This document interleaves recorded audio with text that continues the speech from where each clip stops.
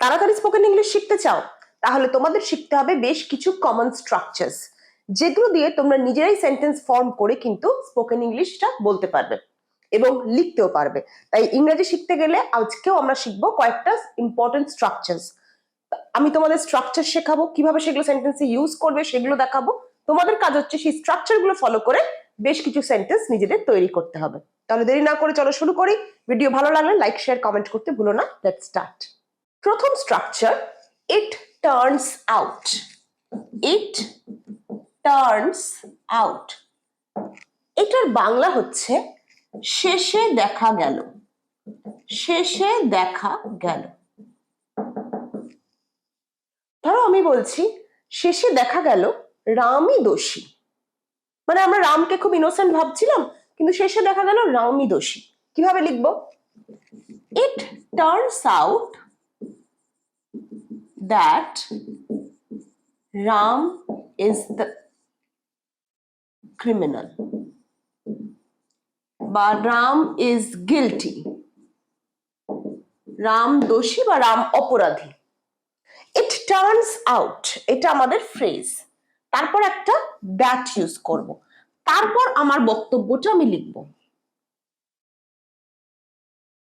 শেষে দেখা গেল রিয়া ম্যাচটা জিতলো।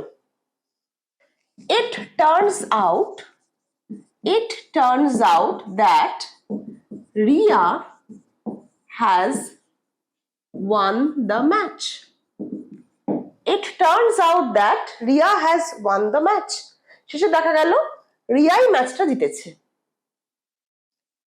স্ট্রাকচার কি? প্রথমে আমার এই ফ্রেজটা, তারপর একটা দ্যাট অ্যাড করলাম, দেন আমার যে ওপিনিয়ন বা আমার যেটা বলার আছে সেটা।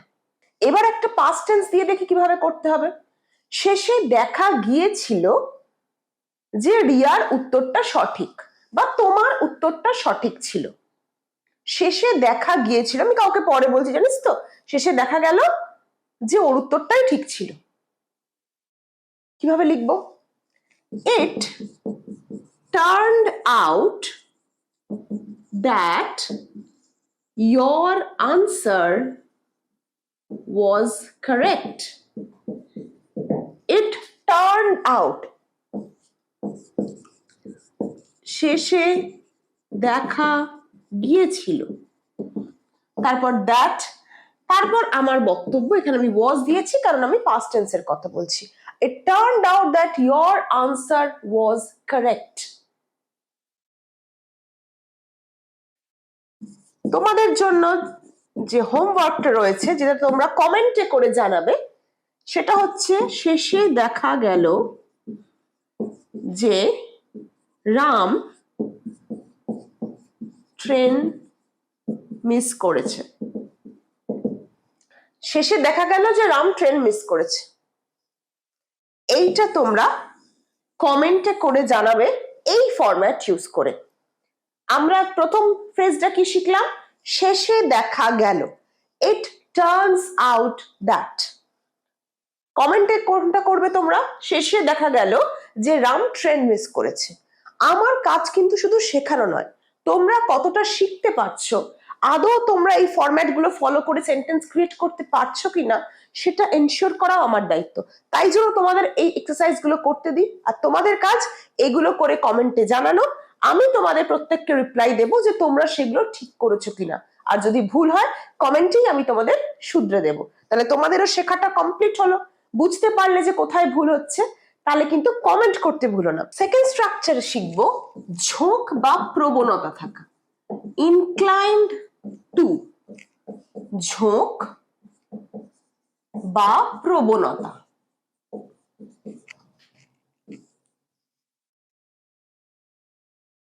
কারোর কোনো ঝোঁক বা প্রবণতা থাকলে সেটাকে আমরা কিভাবে ইউজ করব? Inclined two. সেন্টেন্স দেখি চলো। আমার সিনেমা দেখার ঝোঁক আছে। I am inclined to watching movies. I am inclined to watching movies. তার বই পড়ার ঝোঁক আছে। He is inclined to reading books.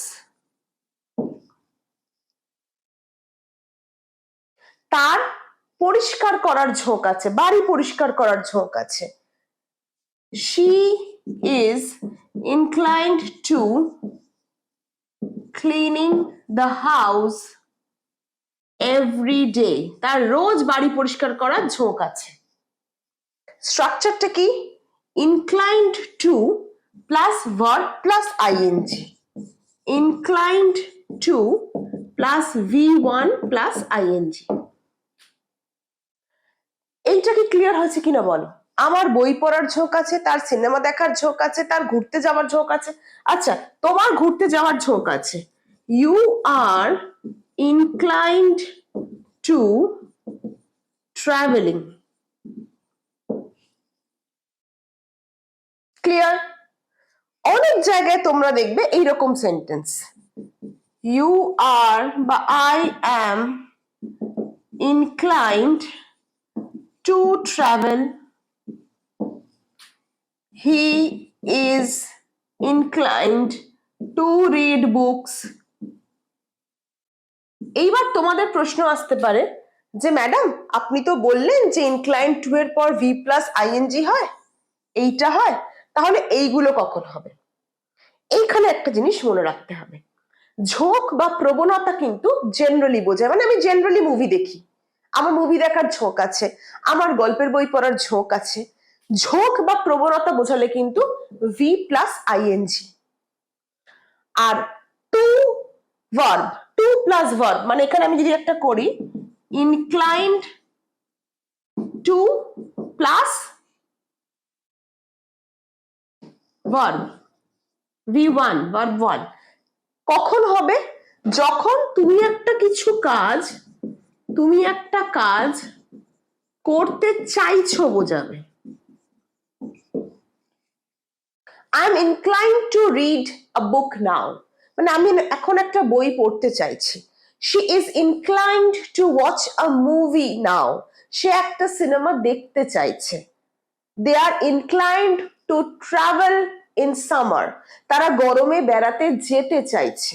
কোনো কাজ করতে চাইছো কোনো একটা পার্টিকুলার টাইমে, তখন কিন্তু inclined to plus verb 1।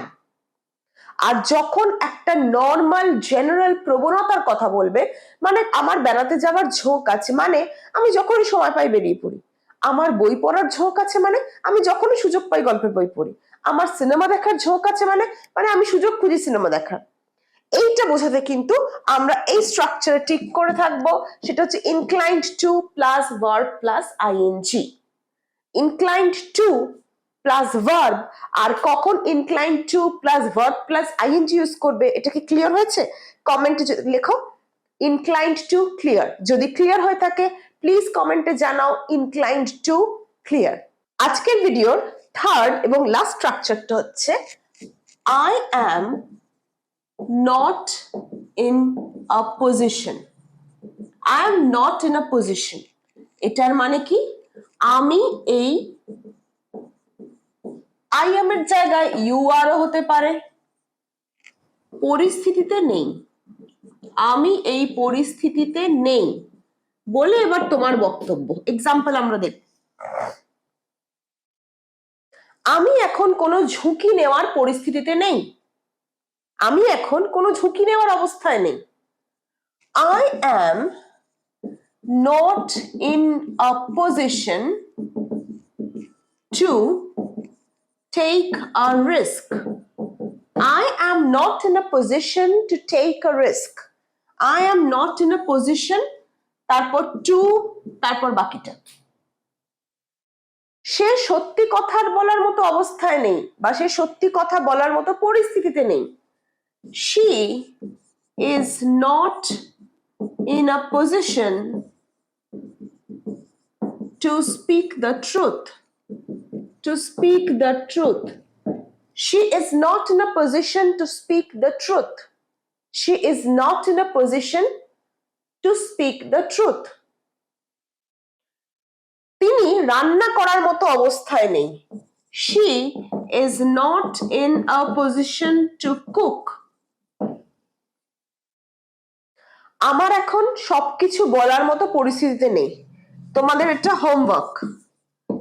আমি এখন